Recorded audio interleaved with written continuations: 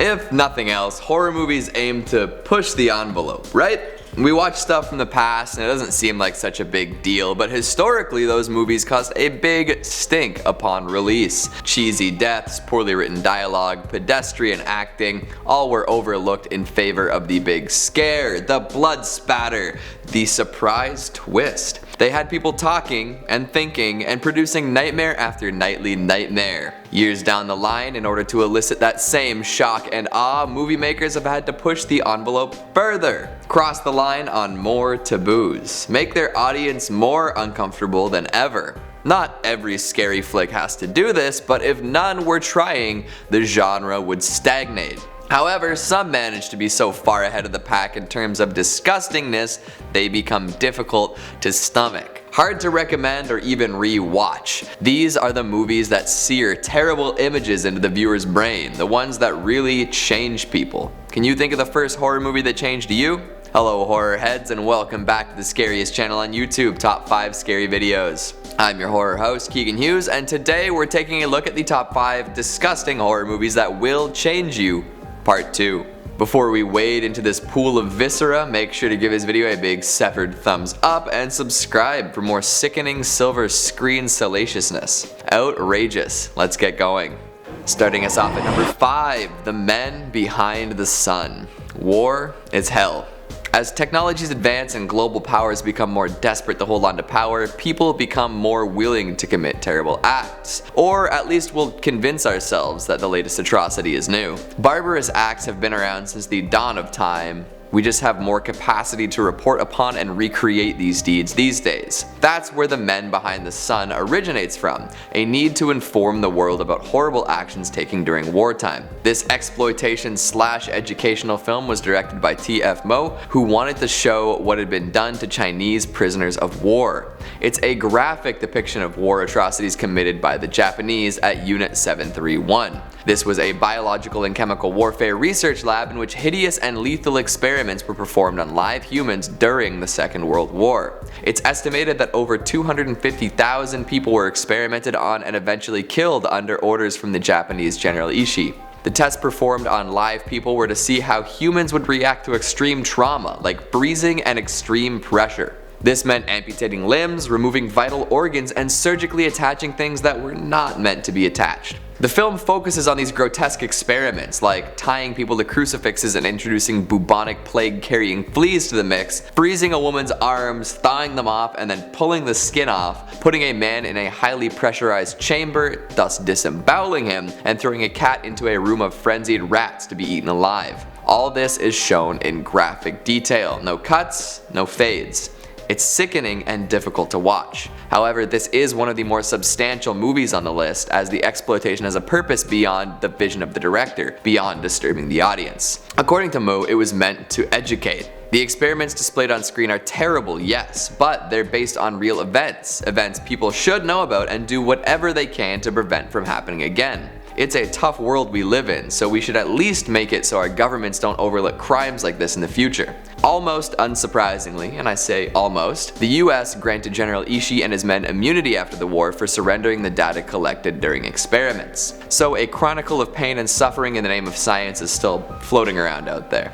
Coming in at number 4, we've got Martyrs. This one stirred up a lot of controversy when it was released. Even the director isn't sure if he can recommend this film to anyone. It's dark, it's bleak, it's extreme. There isn't much in terms of hope or salvation anywhere in Martyrs. It doesn't compromise and hits you with horrific realization after horrific realization, and then leaves you dangling over the edge of a building. Not literally, but you get what I'm saying. There are a few ways to look at the film, as a nihilistic torture fest about the horrors of human life, or maybe as a searing reprobation of the military prison industrial systems with their violent means and ends. No matter how you analyze it, you'll still come away feeling hollow, empty, weak. We open with a young, extremely injured girl named Lucy who has just escaped a terrible slaughterhouse. She's placed in an orphanage and must grapple with her literal demons as she recovers and lives her life. Soon, Lucy makes friends with Anna, another girl with a history of abuse, and they take care of each other as best they can. Over a decade later, the two girls fully grown, Lucy seeks out the people who hurt her as a child. She believes that if she takes revenge, her demons will dissipate and she'll be able to move on. And well, without spoiling too much, this doesn't work out as she'd hoped. And when it doesn't, there isn't much left for Lucy to do,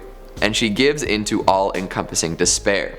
Anna, attempting to pick up the pieces, stumbles across a dark secret and becomes a victim to the same forces. Our main characters are never vindicated, a lot is left unsaid, and if that wasn't enough to have you walk away feeling world weary, there's also a 30-minute brutal, unspeakable torture sequence. Like the end card says, a martyr is a witness. These characters are witnesses to terrible things, as is the audience. We're all in this together, but what can we do? This is a cruel and unrelenting movie. Coming in at number 3, Street Trash. And in a total tonal shift, we have one of the wildest movies of the 80s. You might be thinking, Keegan, this movie is so far out there, so weird, it doesn't fit in with the other selections even a little bit. And you'd be right. But it is disgusting, it is a horror movie, and it will change you. It'll change your view of drinking, it'll change how you look at junkyards, and it'll pop into your head every time you play Keep Away for the rest of your life. Much more lighthearted than anything else we'll talk about today, Street Trash is the tale of... I want to say it's about expired booze that melts people, but that really only takes up about 20 minutes of the movie's runtime. It's the tale of an imagined slapstick New York, where homeless people run rampant in the streets, getting into fights, splattering heads on windshields. It's the tale of a mob boss, his useless assistant, and his piss-drunk girlfriend running around and getting into more trouble than seems necessary. It's the tale of two brothers, their trash den, and an adult woman who comes between them. It's the tale of severed dong football. Yeah, I think that about sums it up. Street Trash tries its hardest to be as distasteful, offensive, and ridiculous as humanly possible and hits the mark every time. Ridiculous stereotyping, gory technicolor kills, childish jokes, mass hysteria, a morbidly obese necrophile, you name it. Whenever you think this movie's peaked, it throws another curveball at you. Like, why did that cop just projectile vomit over the man he just beat up? Why is this literal adult woman trying to get busy with the dirty street child? How did this decapitated head manage to come so cleanly off its shoulders, and why is it smiling as it looks up someone's skirt? Questions we may never have answers to. If you do decide to watch any of the other movies on this list and need a palate cleanser that still manages to be a big bucket of filth, choose Street Trash. And for the love of all that is good, don't drink the Viper. Coming in at number 2, August Underground's Mordom. And back to the dark, dirty depths of the dungeon. I've talked about August Underground in one of our horror movies that are illegal videos, and let's just say that they have earned any and all scrutiny. Mordom is the follow-up to 2001's August Underground, and this one went direct to video. Unsurprising considering the subject matter. It's shot like a home movie in a way that's meant to pass it off as a fake snuff film. We've got 3 serial killers, Peter from the first movie, his sadomasochistic girlfriend Krusty,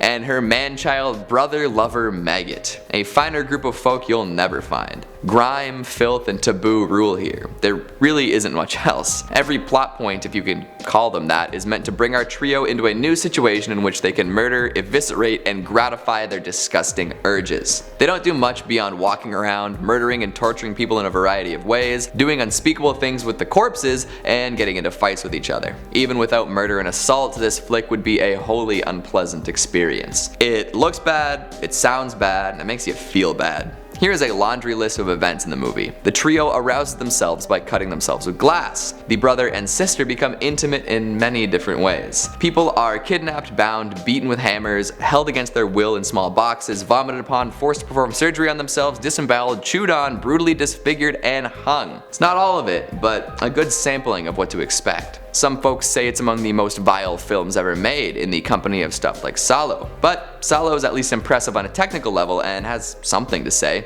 Mordom is impressive in how much it can make one's skin crawl. That's about it. It's a movie that exists to be foul and abrasive. And finally at number 1, we've got Slaughtered Vomit Dolls. Speaking of foul and abrasive, here's another one to really ruin your day and make anyone you show it to think twice about hanging out. The director, Lucifer Valentine, claims that he created a new genre with this movie and its sequels, vomit gore. I'm not sure how many movies outside of this series have been made under that moniker, but hey, if you're proud of what you made, go for it. It's hard to explain the plot of this movie because it's just so totally non-linear, but I'll do my best. We're introduced to Angela Aberdeen, who was once a sweet little girl. Soon we realize that Angela has been abused and runs away from home as a teenager. At some point she makes a pact with Satan and begins working as a stripper, then a prostitute. She's also got a pseudonym. Wanna guess what it is? What's the least appealing thing you could ever call a runaway sex worker? Blisters.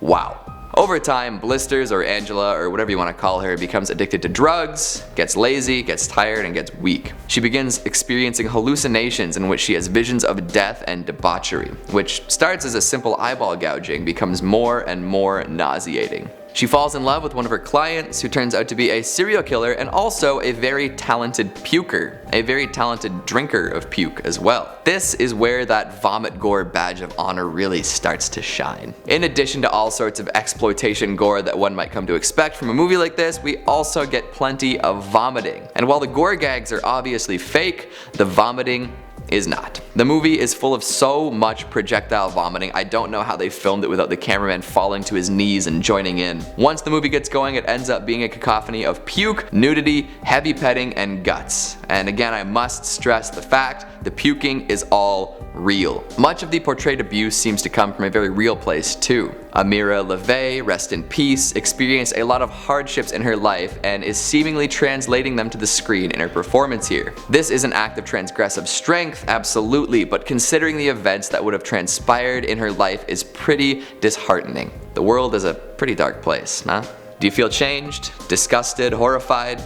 I do, but hey, that's all part of the experience. The movies wouldn't be doing their jobs right if we didn't feel this way. What horror movie changed you? Which on the list will you likely never watch? Make sure you let me know down in the comments. Speaking of comments, let's take a look at some of your more vomitous ones from the top 5 scariest monsters from Dante's Inferno. Han Dan, or is it Han Dan, says, staring at my body hanging from the tree that is myself and being cut up by bird woman from time to time for all eternity sounds pretty messed up to me. Even beyond all eternity, you've got to stay wooden while everyone else regains corporeal form, just watching them dance about while you're rooted to the ground.